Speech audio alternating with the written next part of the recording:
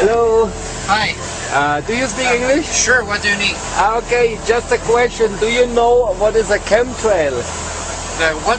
A chemtrail. I do know what a chemtrail is. Yeah, and is it true? Well, there's a big debate.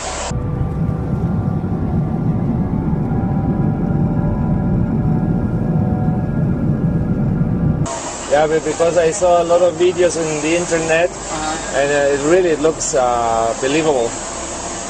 Well, it's arguable both ways, I think.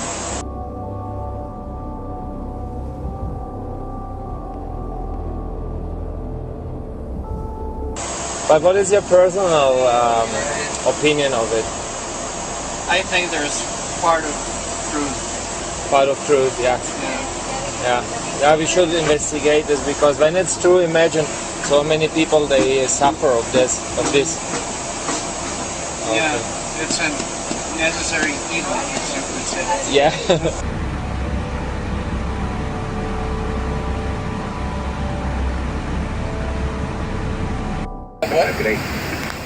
About the chemtrail generator. Oh. Let's make sure that thing's working. We're gonna check this out. I gotta... Oh, look at that! They're working. They're working. You can see the chemtrails coming out of the entrance here. Look at that. I'm dying to take a picture Oh, of that's cool. my neighbor. You got so I see. Chemtrail I'm doing a video. Chemtrail generators are on, and yeah, there it is. Look, you can see them. All right, that's awesome. It's working. How much more evidence do you need that they're spraying us with shit? Absolute fucking shit. Process. Don't tell me these pilots don't know what the fuck they're doing. They know what they're doing. They're spreading chemicals on. Now for the last 2 weeks, it's been hammered like this, and everybody has got a bad chest, a cough, and a cold. Now you're telling me that that's a virus? Something that just naturally occurs? Bullshit. This is where it's coming from.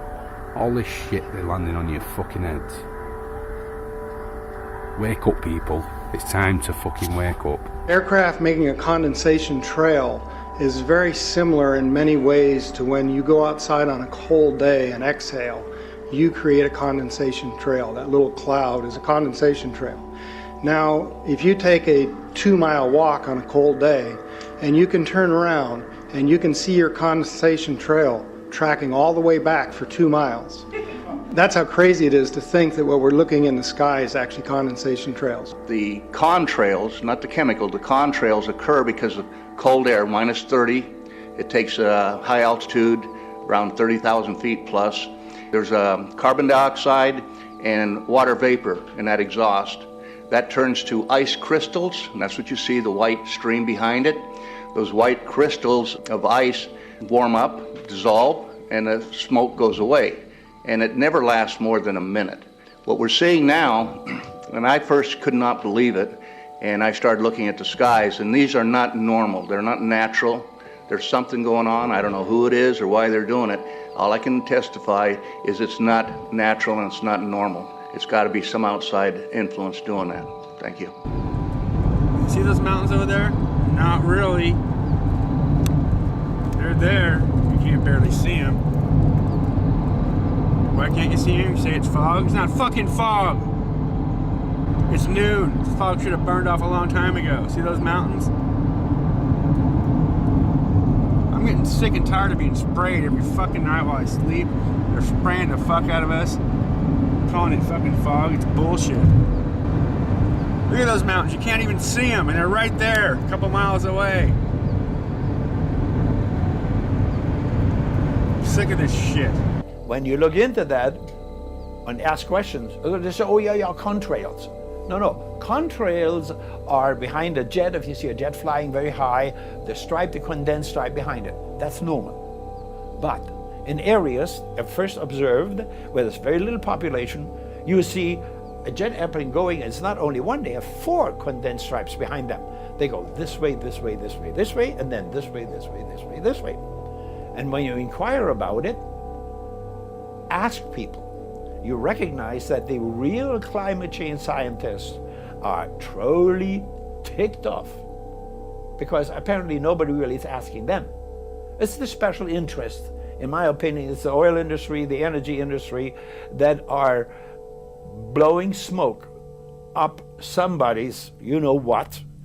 Take a look at these things. I'm supposed to be out shopping, and they're spraying chemtrails all goddamn day over my head. It's beginning to look a lot like Chem Sky. Google, is it okay if I make this video? Will I lose my account? Will I be banned from YouTube for recording the fucking sky? Is that okay, Google? Am I allowed to do that? No, you can't show the sky either. Google is completely corrupt. Talk about chemtrails, you lose your fucking channel. How dare you expose the US government and their bullshit lies? How dare you record the fucking sky? 65, 66 passes. Wow, look at all of those contrails. It's all natural. Saturate your sky with chemtrails. You can have a chem halo. Wow, you thought double rainbows were cool? Look at the death in the sky. It's a chem halo. Oh my god. U.S. military whistleblower. She has an amazing, fascinating story that we will share with you here today. Now, Kristen, can you tell us what branch of the military you were in and what you uncovered? Sure. I was in the Air Force on active duty for 9 years, and I worked in bioenvironmental engineering. And now, I know the issue came up with chemtrails. I know that's an extremely controversial issue. A lot of people are extremely divided on this issue, but you actually saw things from your experiences that kind of give it a little bit more validity than I actually saw ever before. Can you go into the details of exactly what you saw?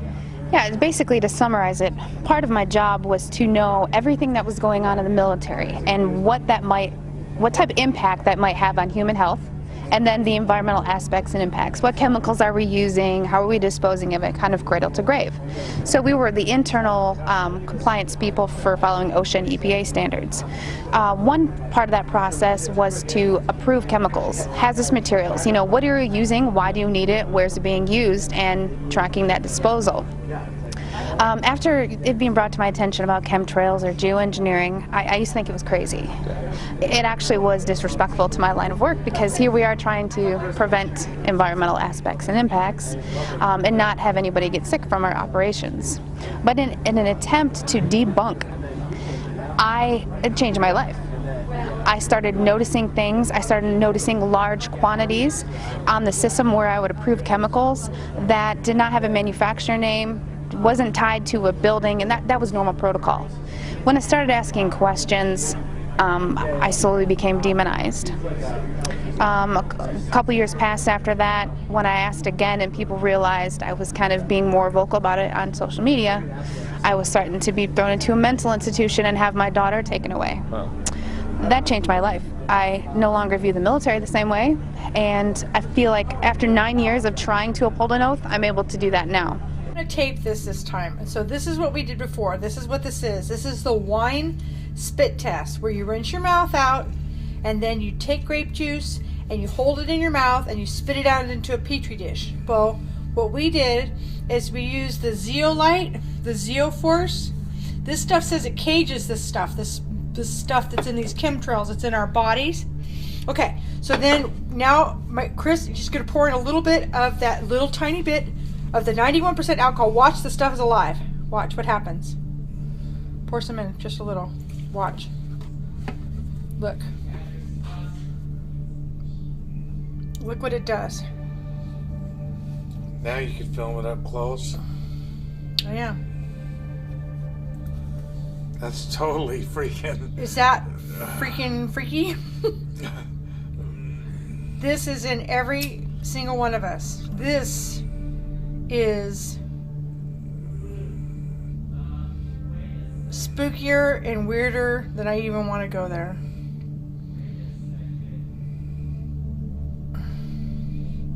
Look at it. It's starting to get the other stuff. It was climbing out of the petri dish. It was like trying to climb out. Whether people believe in chemtrails or not, the geoengineering should be scary enough. And when people learn about geoengineering, chemtrails will then become apparent because they're the same. This is from a snow surface at Mount Shasta. 61,100 micrograms per liter of aluminum. This is just ordinary snow water. And people are drinking this stuff when they're hiking on the mountain. And remember, government action is required at 1,000. This is 61 times over the government limit, and our hikers are drinking this poisonous water on Mount Shasta Mountain itself. Strontium, 383. Barium and strontium will take away from your bone structure, make for weak bone structure. The aluminum, though, that's scary, you know. What is it? Alzheimer's, autism, gosh knows what that's doing. This is the chemtrail aftermath. You can see on the date. This is that white stuff that comes from the chemtrails.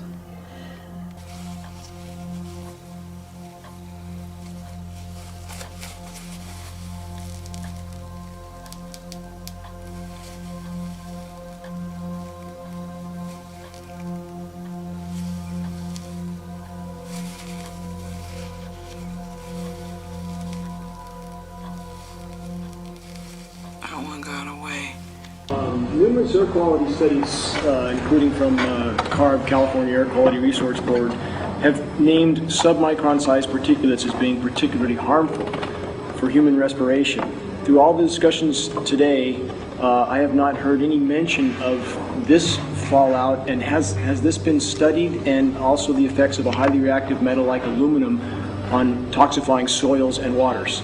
The question is, what would be the effects of these materials on human health if they came down into the stratosphere, in particular small particles in aluminum? Just to clarify, so 10 megatons of aluminum dumped into the atmosphere would have no human health impact? So let me be more careful here. We're to separate out the toxicological. So the alumina, we've only begun to research and published nothing. Illumina, we've only begun to research and published nothing. You're telling me that spraying 10 to 20 megatons of aluminum, as you said, would have no human health effects? He took a deep breath and he swallowed and he said, let me be more careful here. We haven't done anything serious on alumina, and so there could be something terrible that we'll find tomorrow we haven't looked at. And that, for me, that was the whole main point of what is going to be coming out to the public. It's the damaging effects of aluminum that are being found around the world in massive amounts. Here's David Keith confronted on this very issue, and he looked, you know, at that point like they just let the cat out of the bag. We haven't done anything serious on alumina, and so there could be something terrible that we'll find tomorrow we haven't looked at. And telling them that we have to lay a pattern up there to prevent sun energy from hitting Earth. And what they're doing in there, it's now pretty much determined. They're putting the aluminum, barium, and strontium. Now you take these chemicals and run them through a PubMed literature search in respect to human health, you will find more than 3,000 papers. Aluminum alone, I mean aluminum, Alzheimer's, right, mental, I mean there's no question about it. Now it so happens, when there were people who really paid attention, if there was due to some weather and air changes, wind patterns, suddenly this stuff what they're laying out there, it comes down in rain. If it falls on crops, it kills the crops. It's like they have big blisters on any one of the crops, vegetables or things like this. Organic crops, totally destroyed, can't even use them.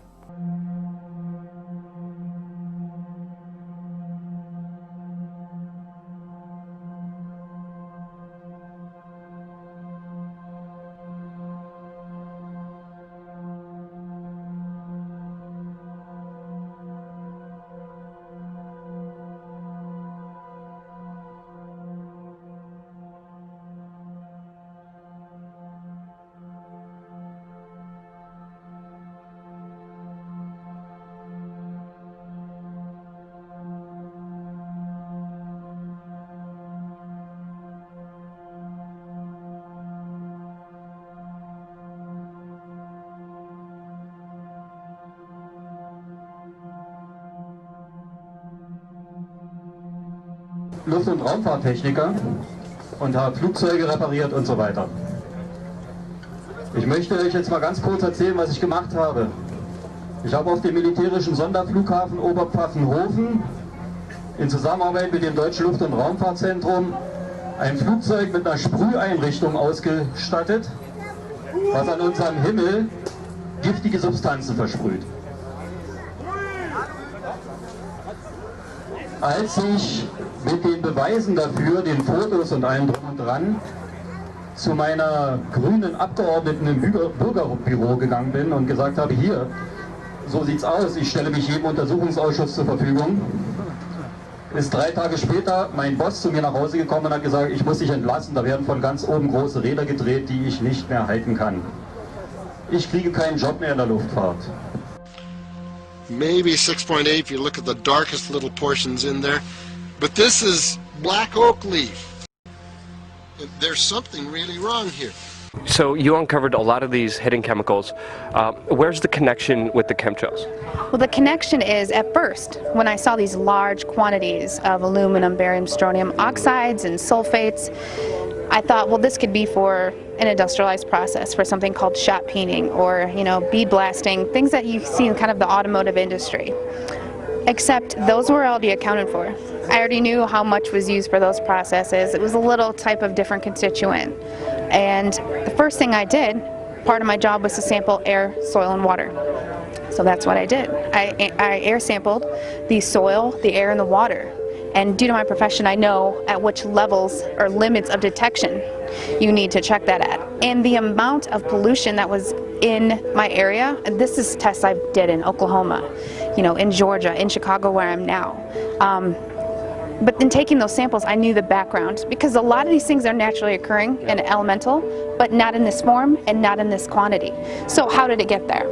So just to clarify, you see these huge storage containers of these chemicals, then you do the test on the air and soil and you see these same chemicals in the air and soil now, and that's pretty much been the main evidence I've seen people who are for chemtrails use, is saying, look at the soil, look at the water, look at all the chemicals in there. And now you're finally the person who's like, wait, I worked in the military, I saw a bunch of these chemicals there. That's crazy. It is crazy. I used to think it was crazy, and everyone asks, why are there no pictures? Yeah. Well, I'd like to see you try to take a picture inside of a restricted air hangar, because you'll have an M16 in your back. Yeah. And the hardest part for people to realize is, where are the pilots? Like, there's people who have come forward, but these people are scared. You look at what's happened to whistleblowers, look at Snowden, look at Manning. People are scared. And I think because this topic is already labeled a conspiracy theory, I don't think the government necessarily views me as a threat yet. And I know it's not the most safe thing to do, but it's the right thing to do. I sent this water, see it's right there, it says backyard rain gauge. Aluminum, 1,010 micrograms per liter of aluminum. And here's barium. 8 micrograms per liter of barium. And this is from the labs up in Redding, California. This is a certified government report. And here's what normal is. I asked them what would be normal. 0.5 would be normal. For aluminum? For aluminum. And the maximum allowed in drinking water, they said 50 micrograms per liter. And government action required at 1,000. Well, we're over 1,000. It's not just activists anymore. Now the scientific community that has their head on straight is speaking out. The question I have is, why are they even chemtrailing? Why is the military and government chemtrailing us? I don't know. What's your understanding of it? Well, I don't have anything that can solidify, but I do have my opinions, and that is the history of weather weaponry. I mean, you can take away people's monetary system, you can take away people's rights, but you take their food and you disable their ecosystem, that's the #1 way to handicap people. And they've done it since the 40s, it's not new. Also seeing how it started out to be a government program, and then noticing that it is a way for private corporations to profit off this, whether it's controlling agriculture, profiting. There's certain events, you lose money on if it rains, so knowing that you can kind of predict and control the weather, there's money there. I've also, heard that it could be tied to Agenda 21, but for me, it's not about why. it's just stopping it. It needs to be stopped. Yeah, and it's called the crazy-ass conspiracy theory. The Chinese are doing it now, openly. They did it for the Olympics. I mean, they've sprayed people. I'm sure you've heard the St. Louis story. They did biological testing. So if the government is capable of doing that, why is it so hard for people to believe? And I don't know if you've heard about David Keith, but he's actually a geoengineer, Canadian. He works at Harvard. He just wrote a new book on climate engineering, and inadvertently he's brought more awareness to this, because I feel they're getting ready to admit it, and they're trying to sell it to us. You know, it's kind of like they sell vaccines to us, they sell fluoride to us. You know, fluoride is a mining waste product. Well, how can we make that good? You know, put it in your water. So I think that they're trying to now kind of admit it and act like they're going to start doing it, and they've already been doing it.